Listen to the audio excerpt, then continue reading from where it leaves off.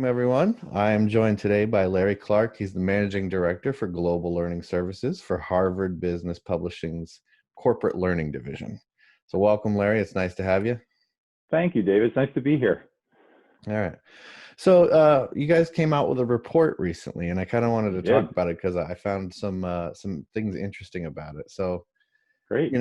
I'll ask you in a sec to give you can kind of weave it into the answer to this question about a little bit of the background of the report, but sure, it's kind of about some of the shifts going on in terms of what managers are experiencing, and I kind of wanted you to take us through this in terms of we see in the report the requirements for leaders are rapidly shifting.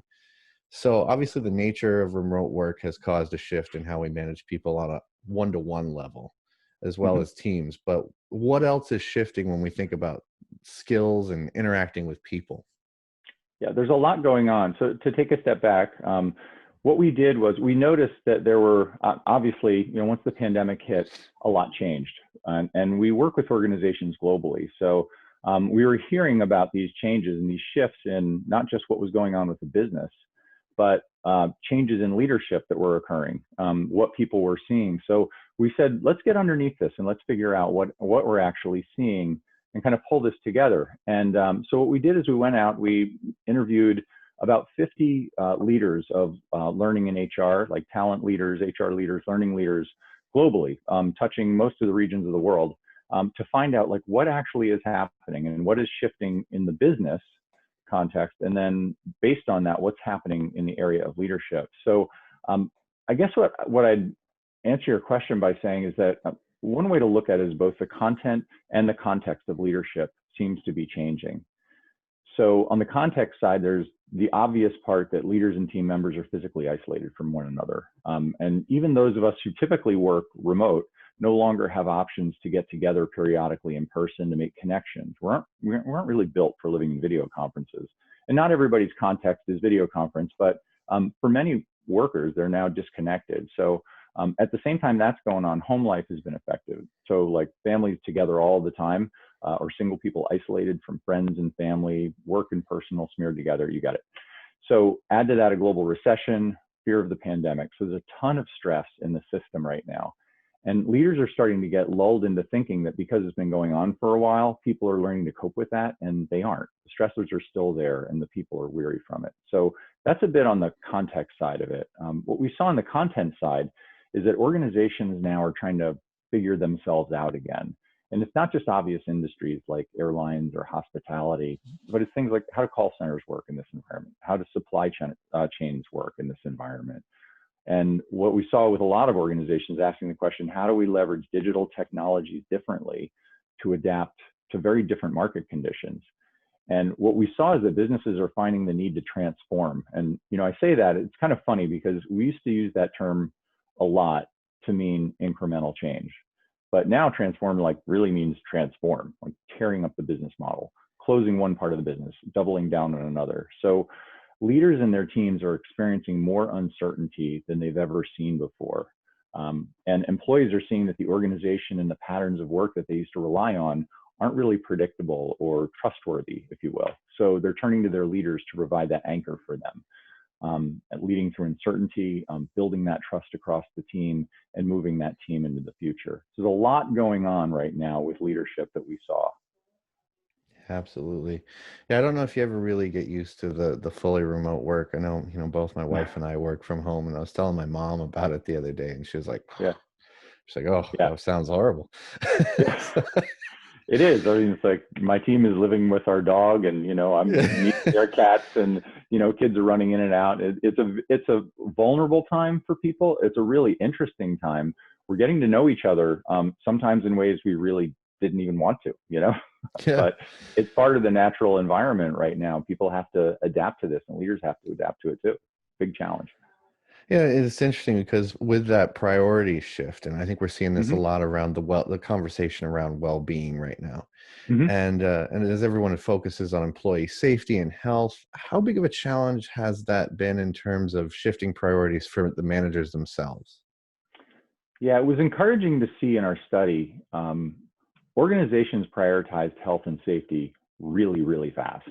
And it wasn't easy to do, and it's actually still not easy to do. The area that's still of great concern for leaders we spoke to is emotional health and well-being right now. I think we've gotten the patterns of work and figuring out ways to protect people physically, but emotionally is much harder, dealing with isolation, amplified problems at home, the inability at times to create even like healthy boundaries between work and personal life, like we were just talking about. So all of those challenges are being experienced by the managers as well. So it's not just employees.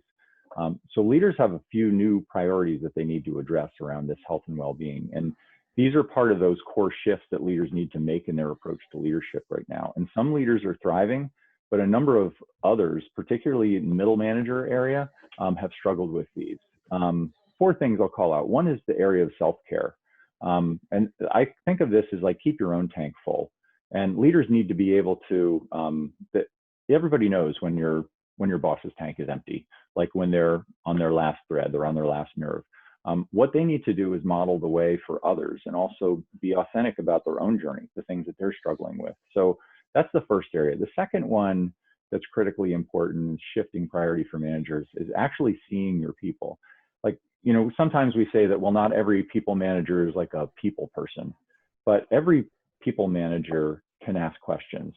They can listen to where people are and what they're wrestling with. Just taking the time to ask the questions sometimes and demonstrating a little empathy about what people are experiencing. Or if you're getting an outsized reaction that doesn't seem normal in the context, like what else is going on for that person? Don't consider it just on the surface. Dig a little deeper and find out what's happening. So seeing your people.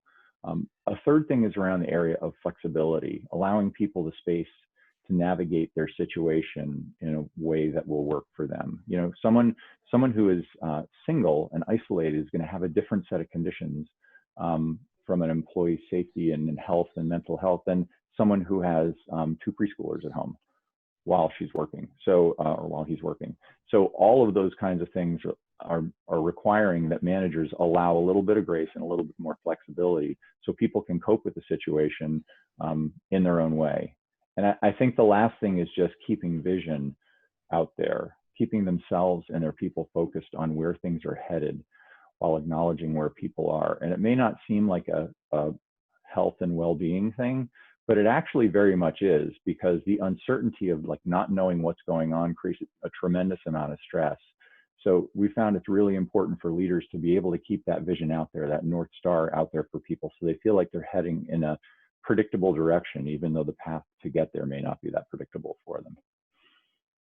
Yeah, it's interesting. You know, I don't think I ever heard the term asynchronous workflows prior to this. I don't remember it anyhow.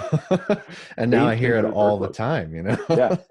Yeah. So it certainly wasn't as much of a common part of the vernacular, I'd say. No, that's true. I mean, some of those kinds of things that had been going on for a while, but now all of a sudden some of this stuff just bubbles up to the surface of like how we have to operate and what's really going on. But yeah, asynchronous workflows is one of them. Yeah. So managers are on the front line of cultural change was one of the things I kind of wanted to look at, and it's Sure. change and implementation of culture, I'd say. So what have been some of their biggest challenges on that front, you know, kind of as the pandemic has unfolded? Yeah, it's interesting because in our profession, we talk about culture as something that leaders drive, as though we're completely in control of it. Now, of course, leaders do play a huge role in culture. I'm not saying that they don't, but I think leaders are now starting to see how difficult it actually is to shift culture and how little control we actually can have sometimes. But at the same time, the organizations we spoke to said that the behavior of leaders, especially senior leaders, has had a huge impact on what I might call like the soul of the organization, what the organization is truly about, what its values really are, and what's most important. And they've done this by being way more visible to their people than they ever have before. People who like never got a chance to even see or hear from their most senior leader are seeing things like weekly town halls, much more frequent communications. And in general, it's not just the fact that they're doing that, but during those times, you know, we heard stories of leaders sharing their own stresses in the pandemic, sharing their heart for their people, being willing to say that they don't have all the answers. So through that, one of the unexpected findings in this study was that there was a sense from the organizations that we talked to that with all the stress and crazy of the pandemic and the economic impact, employee engagement was actually up significantly in the organizations we spoke with. I was thinking it would be interesting to go back a year and take a pulse check on that again, but that was a unique finding for us, that people are bonding more closely to the organization at a time when things are the least certain that they've probably ever been. Yeah, it's interesting, it's not only the uncertainty, but I think for managers, this is one of the things the report seemed to kind of hint at for me, was there Mm-hmm. sort of this duality going on that they're facing, whether it's, they need to be more attentive to employee needs, but this is coming at a time where they're not connected to them physically, Mm-hmm. or, they're being asked to do more with less, but at the same time pursue new opportunities for growth, both Yeah. personally or professionally and for the business. So what are some of the ways managers are kind of, it feels, I guess, coping with that, in terms of overcoming challenges that you've heard and when you discuss with leaders around that sort of dual nature that they're being tasked with? Yeah, and that was an interesting part. I'm glad you called that out. It was an interesting part of what we learned. Um, there are these basic, we think of them as polarities, or sometimes we call them paradoxes that managers have to deal with. And there's certain ones that are bubbling up now that leaders have to address. Like one is just in the area of strategy, for example. So there's the survival piece versus the growth piece. So an organization's we talk to, in some ways, are fighting to survive and do more with less. But they're also grappling with this need to innovate right now and go after new opportunities, because as things change, there are more opportunities to go after. So, so how do they balance those two? And for employees and how a leader treats their team, there's the need for attentive leadership and consistent communication, but at the same time, you're doing it through a much more disconnected workforce, a much more remote workforce. You can't do the whole manage by walking around, or pull together an offsite or something like that. So there's that to balance. And we think about the area of like decision making. There's the whole thing of distributed decision making, more autonomy for people. But at the same time, because things are changing, you need structure, and to create new structure around like virtual structure and processes and things to adapt the organization so people know what to do.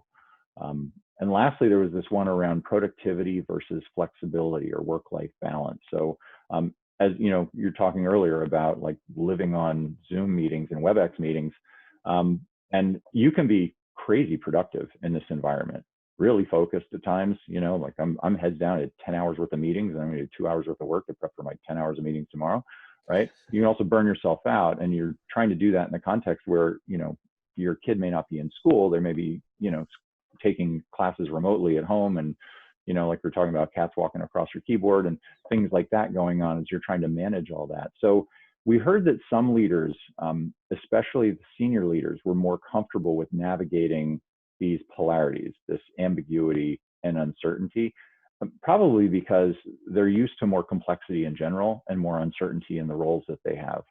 Other leaders, though, really struggled, especially middle managers were struggling with trying to balance these. The key difference, I think, is that the more successful leaders saw the polarities as just a natural tension in the system, something to be managed. The ones who struggled saw the polarities as something that was just broken. So the way to cope, as you're asking, or I'd even say thrive in these challenges, is to look at these polarities just natural system behavior. It's a natural part of a human system. And the job of the leader is to keep the two poles in balance and not skew too much to one side or the other. And the ones who are successful are kind of looking at that. I'm just managing tension in the system. The fact that, this is pulling against that is normal. It's not broken. Yeah, it's interesting because, I imagine that those who had kind of had global teams or remote teams are probably, this is not a big adjustment just to add a few more people to it. Yeah. So I Nice guess, job, yeah. the report outlines this idea of leadership capability clusters was another piece that I wanted to Uh-huh. ask you about. Yep. And can you explain this concept a bit more for people in the audience who may not, Yeah. know what that is, how it Mhm. works, and why businesses should be looking to create these at a time like this? Yeah. Okay. Yeah, and it ties back to the key leadership gaps. So there were three areas where we saw the gap between leaders who struggled and leaders who thrive in this environment. And the white paper that we put together spends a lot of time talking about this piece of it. And the three R's, first of all, the ability to pivot quickly. So letting go of assumptions and ways of doing things and seeing new approaches and strategies through the ambiguity. The second gap was the ability to build a sense of purpose and belonging across this distributed remote workforce. And third was the ability to lead innovation, especially, and this was a little surprising to us, we weren't anticipating, but it makes sense now, especially in the area of digital acceleration and to take advantage of growth opportunities or make fast shift in business approaches. So this led us to three capability clusters that we saw through this study as differentiators for leaders who were thriving in this environment versus the leaders who weren't. And the first one is leading through uncertainty. The second is cultivating trust. And the third is around reskilling for opportunity. I can take a minute to go through each of those if you'd like. Yeah, sure, please. Okay. All right. So the first area is leading through uncertainty. So leaders who are good in this area are, as we were just saying, they're not derailed by ambiguity. They can process and adapt quickly to changing dynamics. They can navigate decision-making in an environment where a lot of things are unknown. And we think of this capability cluster as like the sense-making cluster, because it's as much about being able to see the whole system and what's happening around them and to them as it is about guiding others through it. So in each of the three capability clusters, there were two leader capabilities. And for leading through uncertainty, the first of these capabilities was developing personal adaptability. So, and this includes things like embracing a growth mindset, conditioning yourself to question and revise your mental models as they become less useful or outdated. It also entails building resilience and personal well-being through stressful times. And the second capability for leading through uncertainty is around what we call navigating complexity. And this is seeing the organization as a complex system at work, not like a simple cause and effect kind of mindset. Skillfully navigating emerging situations where that cause and effect, it really can't be known up front. And there's actually a fairly well-defined set of tools that go along with that mindset that learning leaders can start to bring to their organizations for navigating complexity. So that's that first cluster, leading through uncertainty. The second one is we labeled cultivating trust. And leaders who can cultivate trust are leaders who resonate with their people. They're attentive listeners, they're skillful communicators, and they see their people as unique, so that each person brings a unique contribution to the team. So we think of this cluster as the connecting cluster, or the engaging cluster, because it creates that emotional and relational foundation for engagement and shared purpose and a sense of belonging to something bigger than yourself. Something that's really super important during times of disruption and uncertainty. So the two capabilities inside that cluster, the first we call inspiring engagement, and the second one is valuing differences. So inspiring engagement is about linking people to a larger purpose, but also linking that purpose to the social good.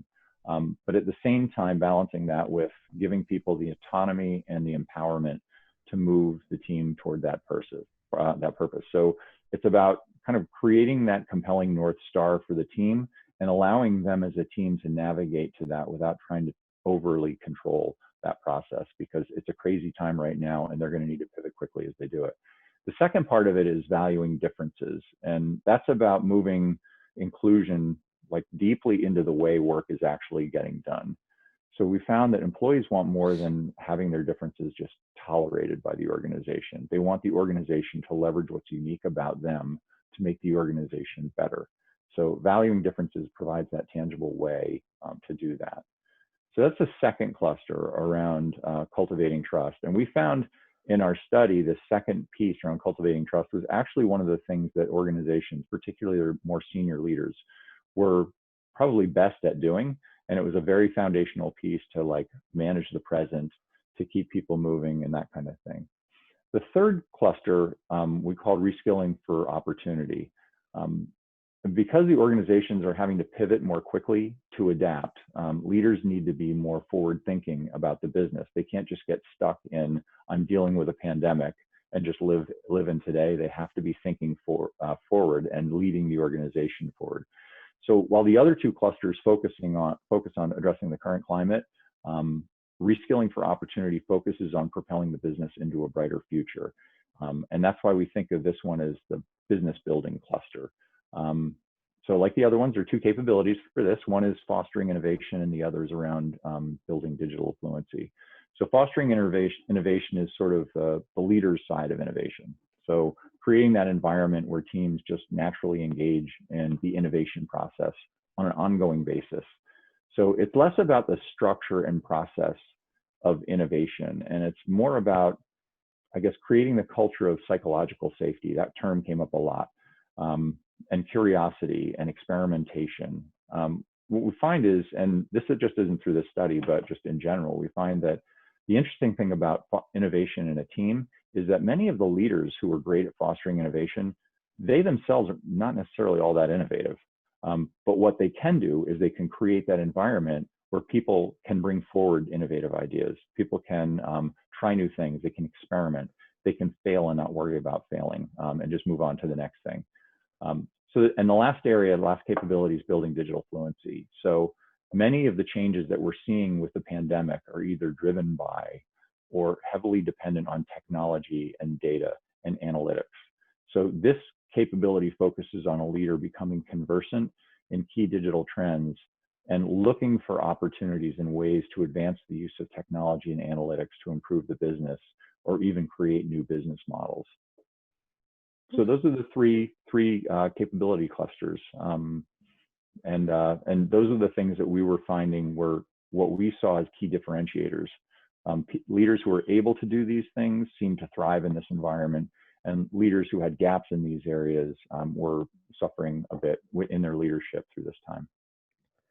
And you mentioned there the third one was, that reskilling, upskilling piece. Of course, it's something Mm-hmm. that we're all talking quite a bit Mm-hmm. about right now, and obviously Sure. L&D has such a pivotal role to play in all this, but it's going through its own shifts and kind of development too at the same time, with regard to data collection, measuring impact, getting things in online learning environments universally.